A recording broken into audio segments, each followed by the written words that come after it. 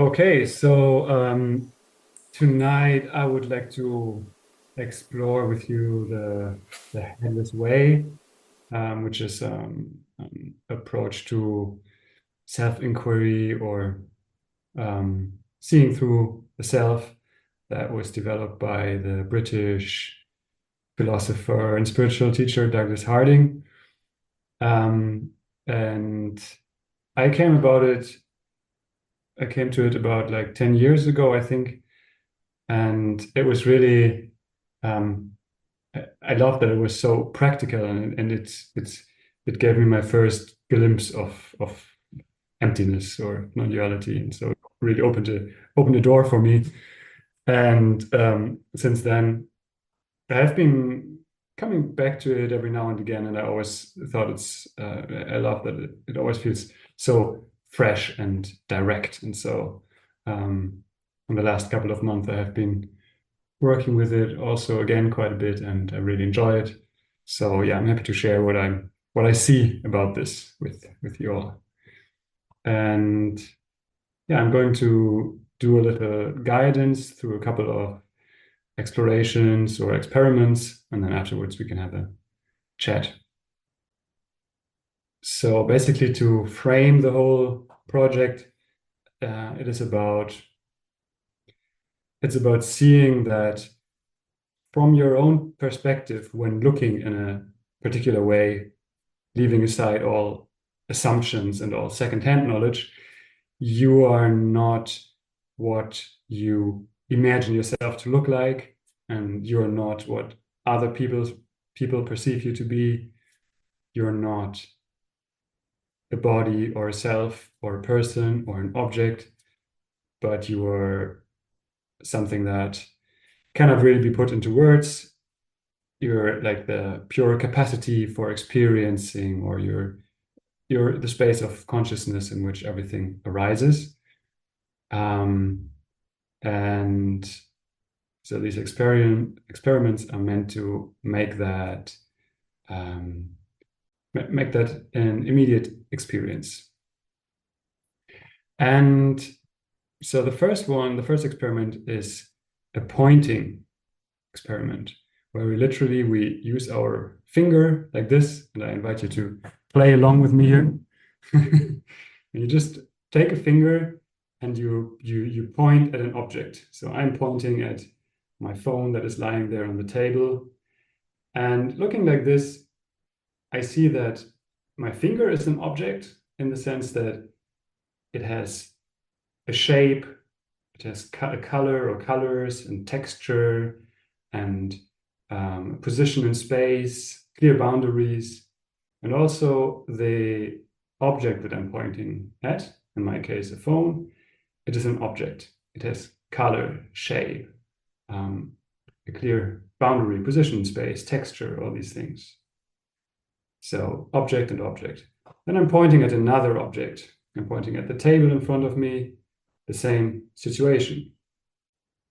There's color, texture, shape, all those things clearly defined. Definitely there's an object there.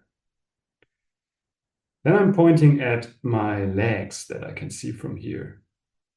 And also my legs, they have a color and shape. There's texture there. There are boundaries. My finger as well. Next thing is I'm pointing at my own belly.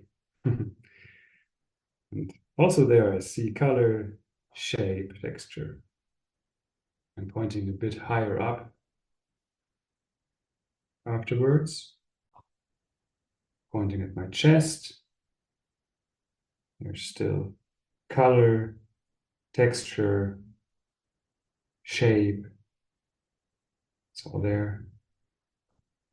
So I can see my finger as an object, the chest, the body that I'm pointing at is an object, and I perceive both of these objects with their objective qualities. And then next, I point higher up, and I point directly at the place where I'm looking from. And now, what is there? what is the finger pointing at now? So before, the finger always was pointing at shapes, colors, textures.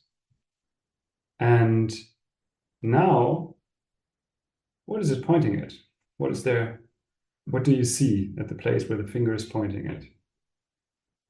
So in my experience, I see nothing. There's no color here. There's no shape. There's no texture. There's just a kind of empty open space. And in this space, this finger is kind of hovering and pointing. So the finger is an object. It's pointing at nothing, basically nothing. So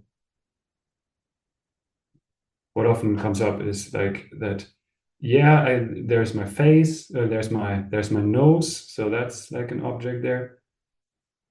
But when you look at your immediate experience, you don't interpret what you're seeing. Do you see a nose, or is there just a fuzzy spot of color hovering in this empty space, in this nothing, in this aware space that has no objective qualities whatsoever? It's just the seeing. But that's not an object.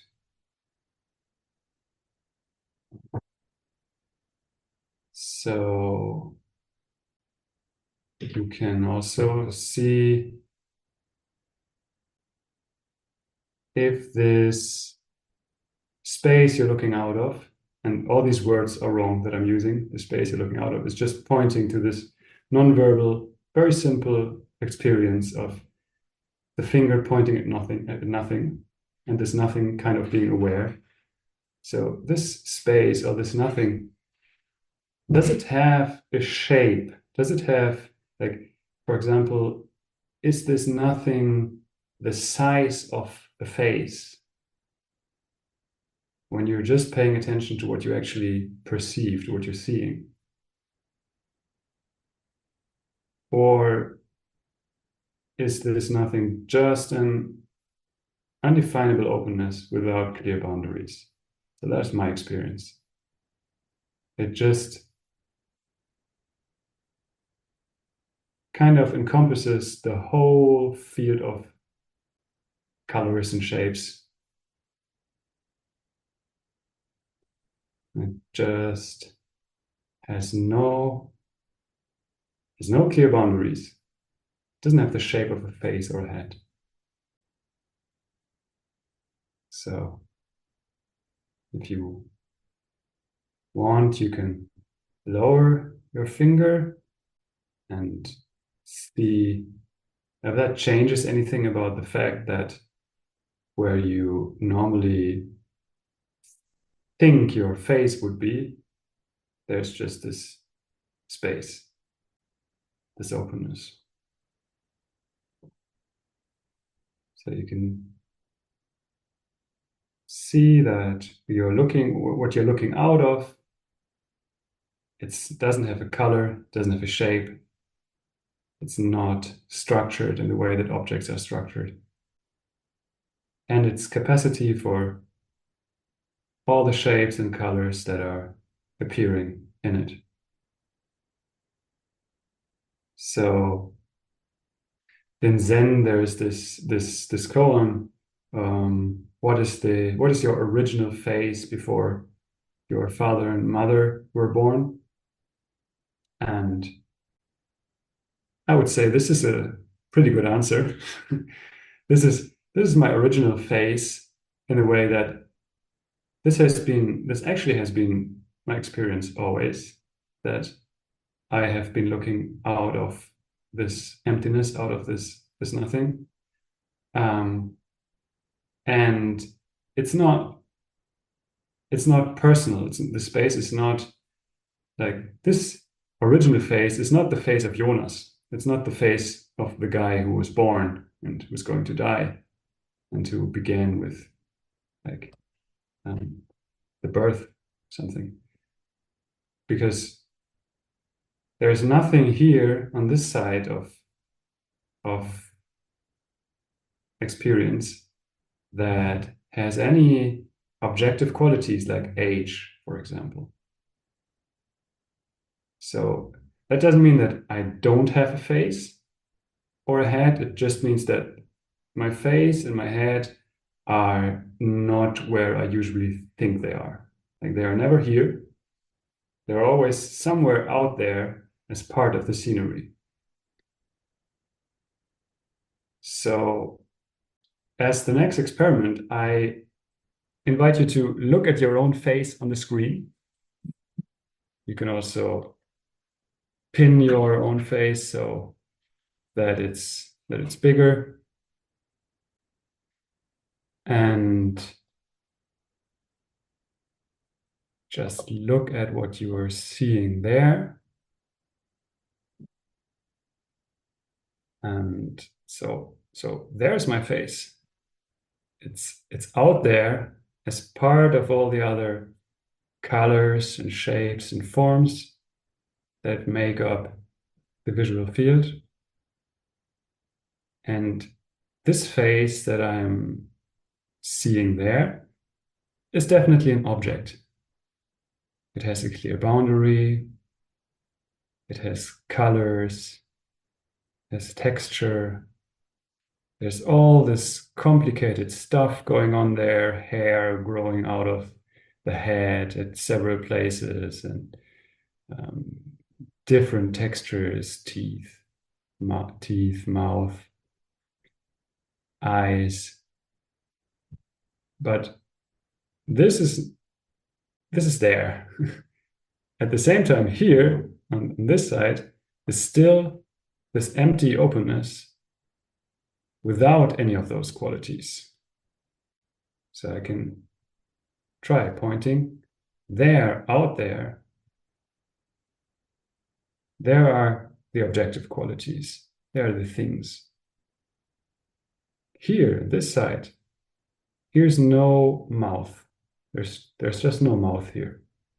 That would just be an imagination. There can be a mental image of a mouth, but a mental image that appears, a mental image of the face, that can be there. That doesn't change anything about the fact that what this finger pointing at right now is not a face. It just isn't. So there are no eyes here. There are no teeth, no tongue, no ears, none of that stuff that I can see when I look in the other direction at this image.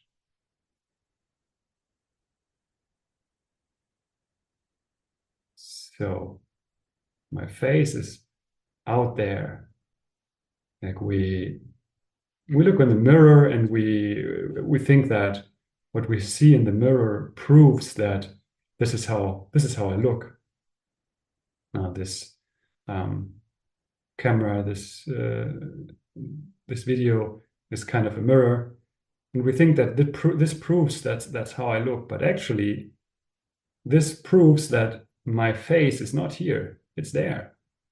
My face is the face that I see on the screen is looking in the direction of this emptiness here, and I am looking out of this emptiness or as this emptiness at this little moving, colorful creature on the screen. So you can also notice that this face on the screen, it has a very specific size, I would say. Here, the face that I'm seeing is about 5 centimeters big. And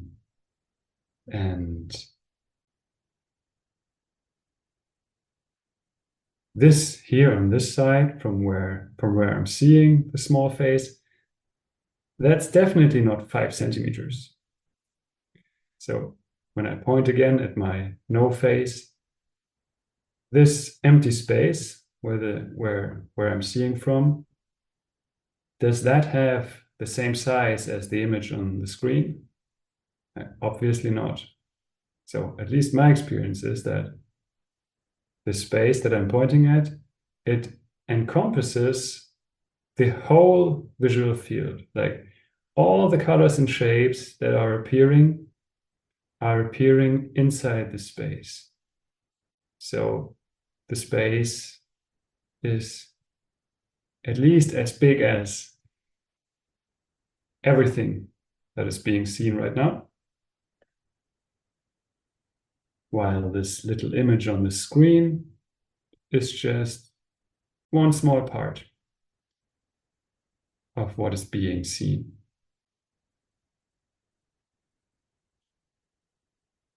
It has these boundaries around it, this clear shape. Again, looking in this direction, I find no boundaries. I don't find a shape.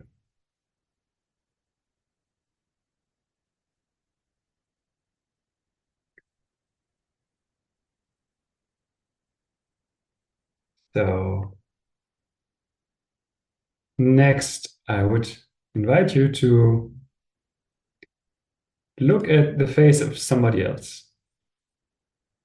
You can remove the pin of your image if you had it pinned, and you can either pin the image of somebody else or look at the gallery, or if you see my face, just look at somebody else and notice that normally when the way that we have been conditioned to perceive those kind of situations is that we are face to face with somebody. So I am here on this side as this solid object, this face facing this other solid object, this face. And it's like this kind of opposition situation. But now looking at the face of another, how many faces are there in your experience?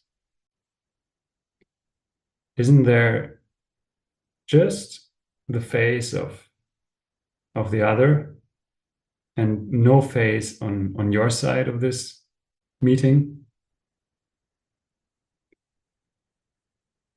So is being in communication with another, isn't that actually not a face-to-face situation, but more like a space-to-face situation where you are the openness in which the other person appears?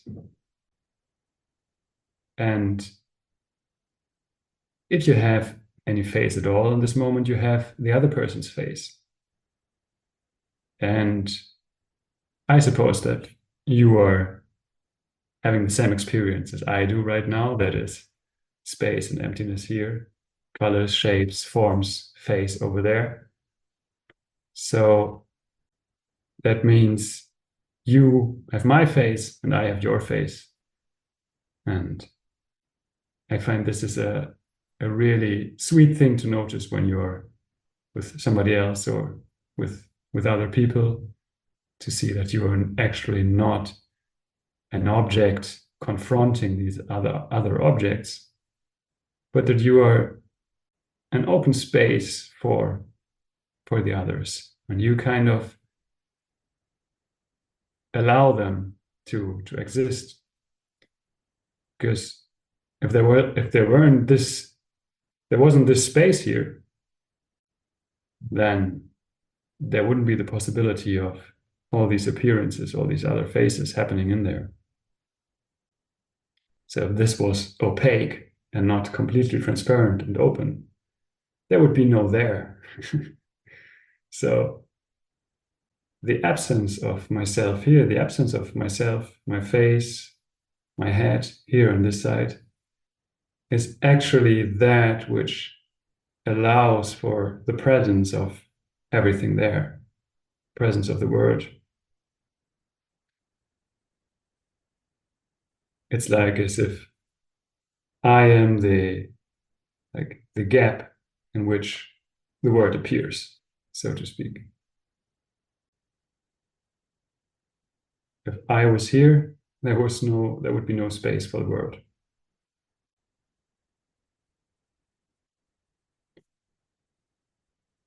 So we can just notice that that's the way we are all built. That's just the way that the system is structured, so to speak, that it has this emptiness and absence on the side of the subject, and that is what allows the objects to be here.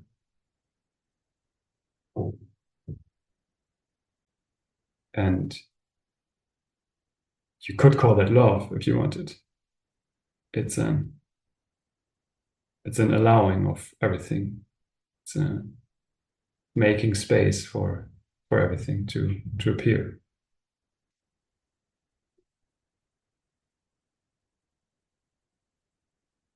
So also I would invite you to notice that there is no separation between the space here and the objects there. So when looking at the space, noticing that there's no face here, there's no head, there might be mental images that suggest a head, that suggest a face, but they are kind of floating in this empty space, and they don't change anything about the fact that this finger is pointing at nothing. Seeing that, and then see if there's a boundary between everything that appears, all the colors, shapes, forms, and this empty space that you're looking out of. Is there any dividing line where that space stops and things and objects begin? I don't find a dividing line. It's like there is just nothing here and everything there, and they are kind of two sides of a coin, so to speak.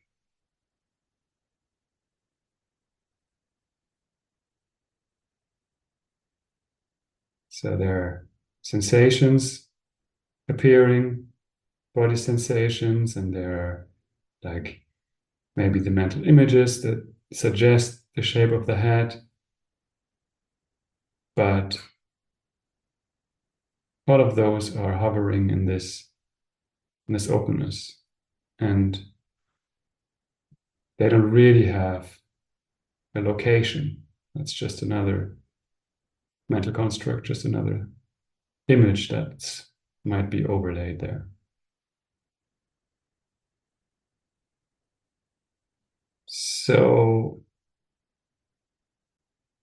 seeing that there is no dividing line between the space and the objects that arise in the space, we can do another little experiment that might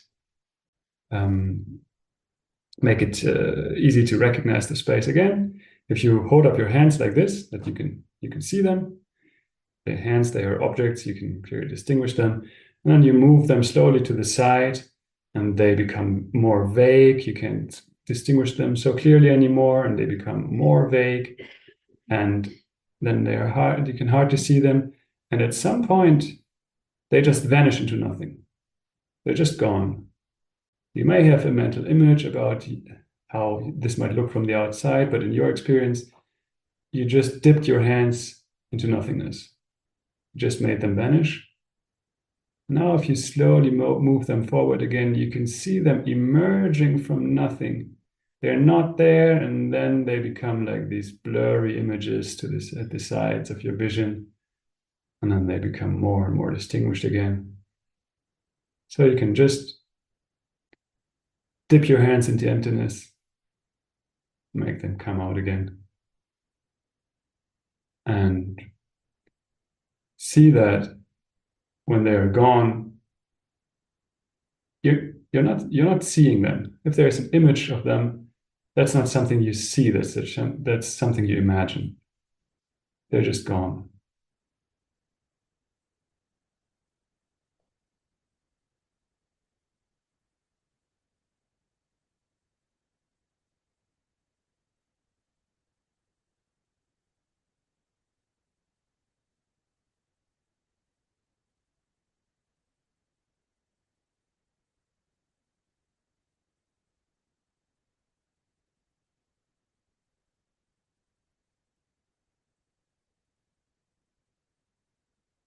You could also see that when you stretch out your hands, you're kind of reaching to the edges of the world in a way.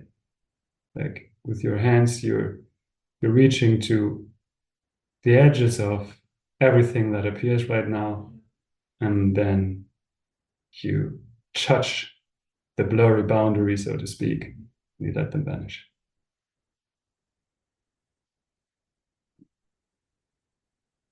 So for the last bit of this guidance, I invite you to close your eyes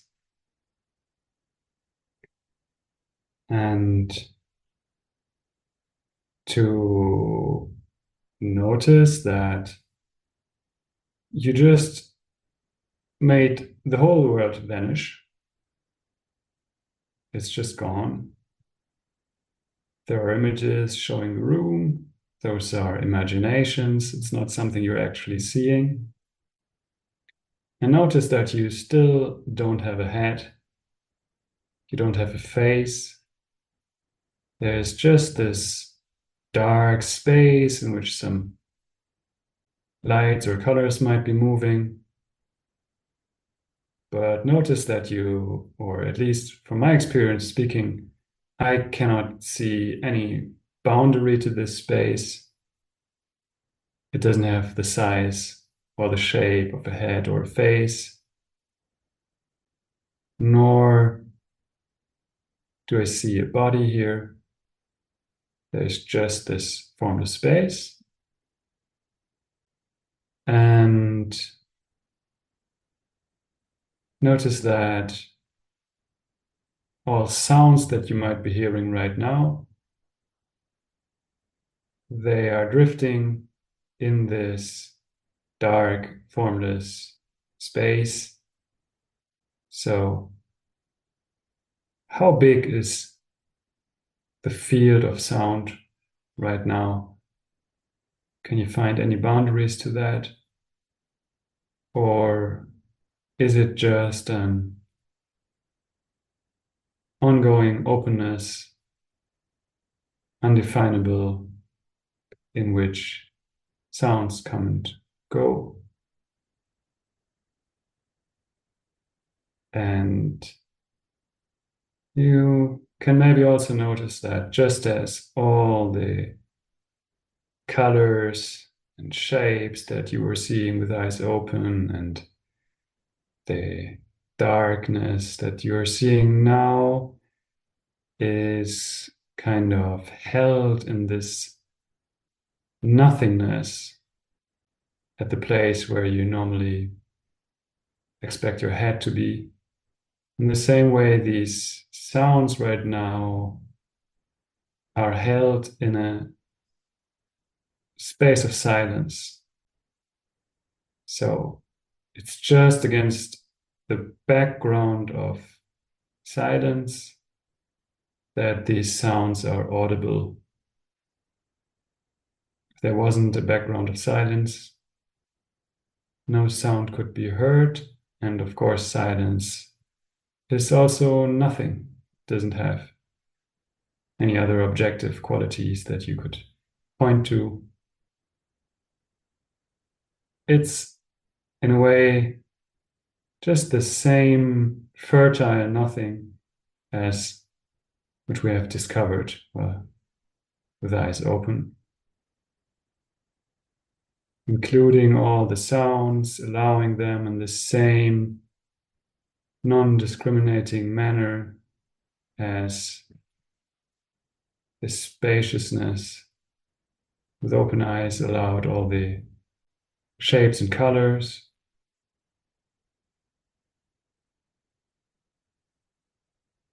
And you can maybe notice that thoughts and feelings are also just happenings in this open, empty space.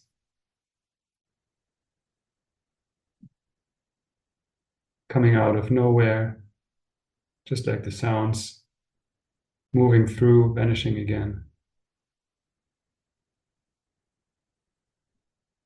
And no image that appears, no image that shows your face or your body, none of these fleeting mental impressions are identical to this aware space in which they appear. So they are not that which is hearing, they are not that which is seeing or perceiving thoughts.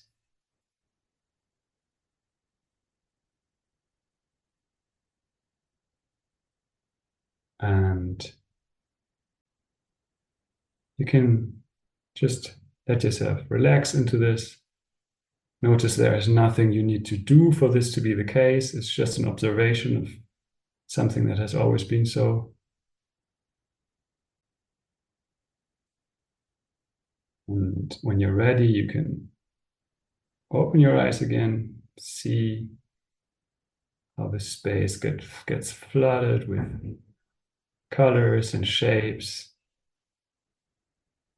Notice that there's no face on this side of experience, just open, aware capacity. And that's it for now. Thank you for exploring together.